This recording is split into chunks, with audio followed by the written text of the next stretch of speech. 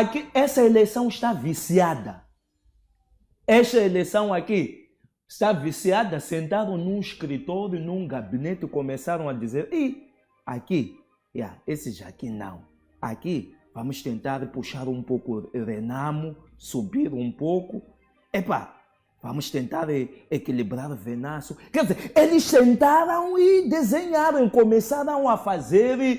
É por isso que não se admire que a Renamo será o segundo partido mais votado. Porque O SUF não vai perder o seu status. Isso tem que estar claro. a Renamo será o segundo mais votado. A Renamo será o segundo mais votado. Isso que fique claro. Está-se a desenhar, está-se a forjar, está-se a fabricar resultados. Esta eleição já está viciada. Está muito viciada. É por consequência disso que eu sou da opinião de que os principais líderes dos partidos políticos, essa é a primeira via. Principais líderes dos partidos políticos. Principais líderes dos partidos políticos que concorreram nessas eleições, juntamente com Venâncio Mondlane, devem se unir, convoquem uma reunião extraordinária, se unam e obriguem com que haja um governo de unidade nacional. A Frelimo sozinho não tem condições de governar. Estes 5 anos, a Frelimo não tem legitimidade de governar sozinho. Porque essas eleições estão viciadas, possuem vícios, foram adulteradas. A única coisa que podemos fazer nesses 5 anos é haver um governo de unidade nacional. O que é isso? Como é que funciona um governo de unidade nacional? Todos devem governar.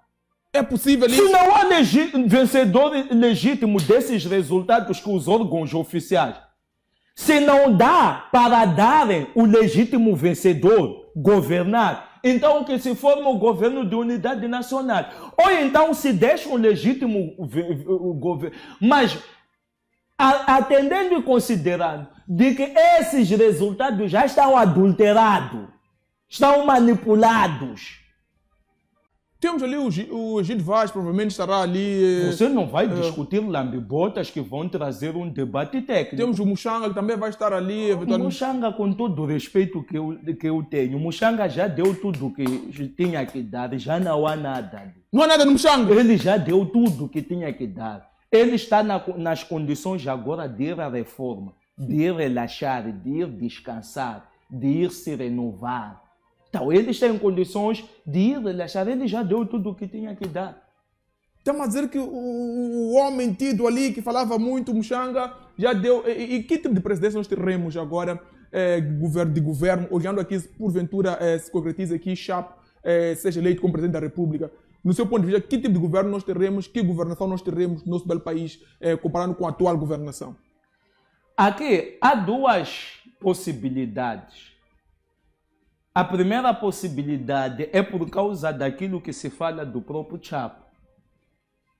Né? Os comentários que circulam é que ele é boa pessoa como gestor. Boa pessoa como gestor? Como gestor. Então, dizem que gere bem como gestor. Eu não posso comprovar porque não vi coisas práticas assim, mas se diz que ele é bom gestor. Mas que, mesmo ele sendo bom gestor, pode ter dificuldades de governar por causa da máquina partidária que vai lhe lançar. Ainda que ele seja bom gestor, já existe um sistema montado que é para prejudicar a governação de Moçambique. Há um sistema montado que é para prejudicar a governação de Moçambique? Que é para prejudicar, não se quer desenvolvimento, avanço de Moçambique. Ali é usar o poder para enriquecer uma elite, um grupinho de pessoas. É só para isso que é para o poder. Então, é para usar seu poder para se beneficiar um grupinho, uma elite. É por isso que se você for a perguntar quais são os principais empresários desse país, são da Frelimo. E quais são os principais empresários que ocupam as mineradoras? São da Frelimo. E não são quaisquer pessoas, são pessoas com nome e renome. dentro do partido. É uma pequena elite. Então, ali se montou o sistema aqui. Então, eu não estou a ver Chapo a quebrar esse paradigma. A ver, vamos. Apesar de haver comentários de que ele, como gestor, é bom. Mas olhamos com desconfiança por causa de onde ele está. Então, o que eu não estou surpreso é que a governação pode ser má. Surpresa será a governação ser boa. Mas não estou surpreso em que a governação, caso ele seja legitimado, como é o plano, é o programa dele ser legitimado, não estarei surpreso de a governação ser má. Mas estarei surpreso se a governação dele ser boa. Apesar dos apesares, nós assumimos e considerando que, por exemplo, o Guebuza, com os erros que ele cometeu, ele trouxe resultados visíveis no governo, nos 10 anos de governação de Guebuza. Trouxe resultados visíveis. Os únicos pecados de Guebuza foi, primeiro, não separar ser empresário e ser um estadista. Andar a querer ter benefícios, vantagens nas empresas. Os filhos, como a afinada Valentina Guebuza, ainda que ela não esteja entre nós, teve vantagens empresariais. Ele e a família dele tiveram essa vantagem. Não houve essa separação. Segundo, aquela famosa máxima que circulou por aí dos 5% que ele exigia para uma multinacional implantar um negócio. Há essa máxima que circula. E isso retrai os investidores. O terceiro pecado são as dívidas ocultas. São esses os 3 principais pecados. Primeiro, não separar o ser empresário, o ser estadista, misturar tudo. Segundo, a questão dos 5% que exigia para as multinacionais virem implantar empresas. Terceiro, a questão das dívidas ocultas. Mas, do ponto de vista de infraestruturas, de programas e projetos de governação, é visível que ainda que os fundos dos 7 milhões, aqueles fundos para o desenvolvimento do distrito, terem na sua maioria beneficiado os camaradas, mas é verdade que ainda que sejam poucos, beneficiaram algum. É por isso que foi no governo dele que os pequenos empreendedores fluíram, desenvolveram-se. Então, acredita-se que pode ser assim, mas atendendo também da forma como ele foi cair na Frelimo.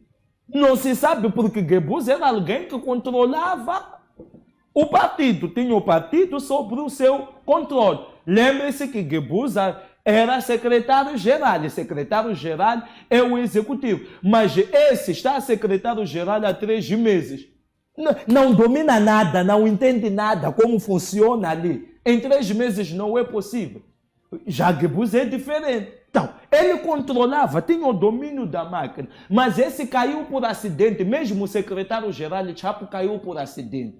Mesmo o candidato a presidente foi por acidente. Então, isso pode fazer com que ele mesmo sendo bom gestor, se eles não deixarem, eles vão lhe sufocar, vão lhe engolir. Então, esperemos tudo. Esperemos que ele seja a versão de Guebuza, seu ponto de vista de trazer desenvolvimento. Esperemos que ele seja como Nunes ou pior que Nunes. Pior quando não controla o partido é que ele controla. Então, esperemos tudo. É uma incerteza, então, Daniel Chapo, estamos a dizer que é uma Há uma incerteza, tudo é possível. É possível que tenhamos um bom governante, que o Chapo seja um bom governante, mas também é possível que não seja um bom governante. Tudo é possível. Então, é melhor contarmos com todas as possibilidades possíveis e com todos os cenários possíveis. E com o Venâncio Mondlane no poder, que Moçambique, se nós aqui, Venâncio Mondlane não está aqui a aceitar, que Moçambique nós teríamos, que governação nós teríamos com o Venâncio Mondlane? Nós sabemos que, por exemplo, Venâncio Mondlane não caiu por acidente, não foi uma candidatura por acidente. Acredito que ele já sabia, foi se preparando, já foi fazendo o marketing político por muito tempo. Então, é alguém que concebeu a ideia de que pode ser um dirigente, tem capacidade de ser um dirigente. Já tinha uma ideia formada daquilo que é necessário para o país já avançar. Então, ele já tinha uma ideia formada, preconcebida. Significa que ele estaria em condições de chegar, ainda não ter que assimilar a ideia de ser presidente. Não. Ele estaria para executar o projeto que ele já vinha idealizando, já vinha sonhando. Então, estamos a dizer que estamos a falar de candidato que estaria em melhores condições de responder as dinâmicas e os problemas que o Moçambique enfrenta. Por quê? Porque se preparou para isso. Estudou o cenário para isso. Ele foi à eleição já com uma visão do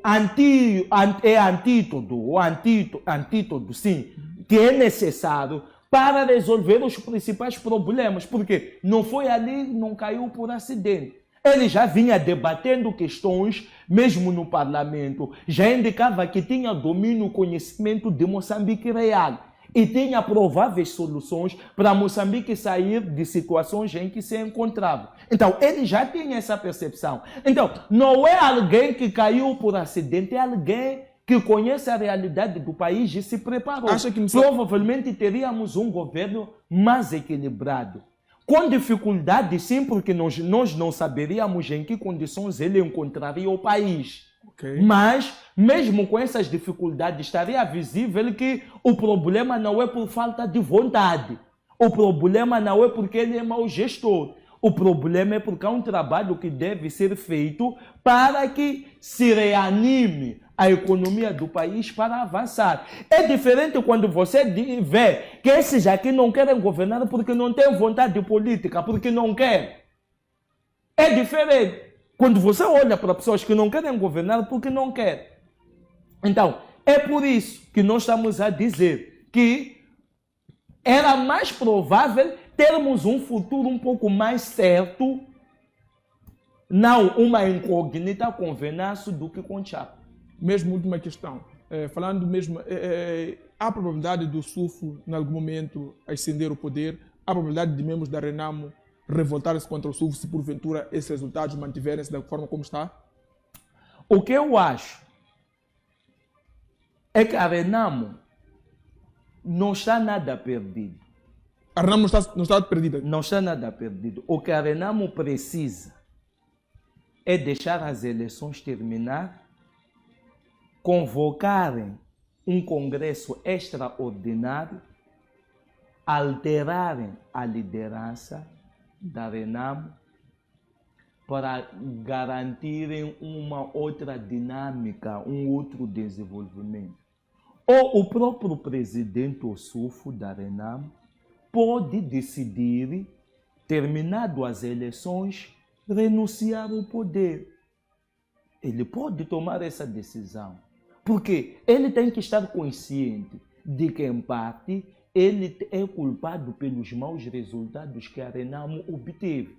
E o indivíduo que tem essa consciência, que é idôneo, tem que ter essa consciência e dizer, não, eu renuncio ao meu poder, o poder, vamos organizar o partido.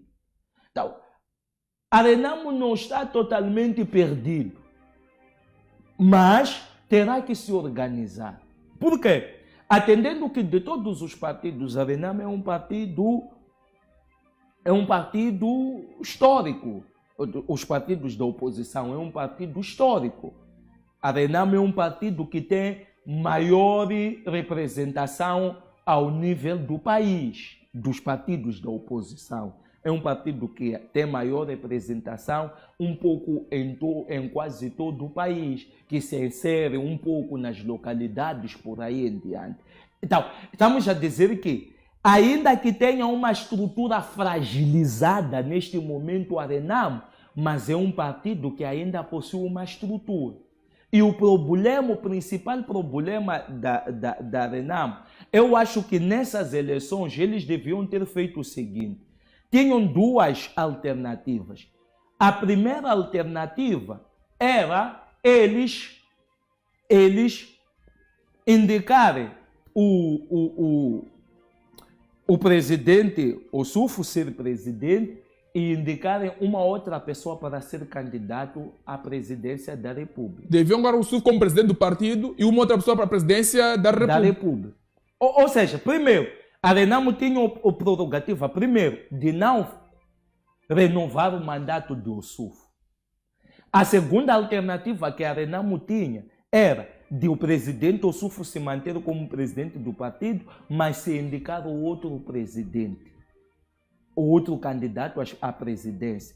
A terceira alternativa, a Renamo podia acomodar o engenheiro Venâncio como secretário-geral do partido e lhe preparar para as próximas eleições. Aceitaria Venâncio isso?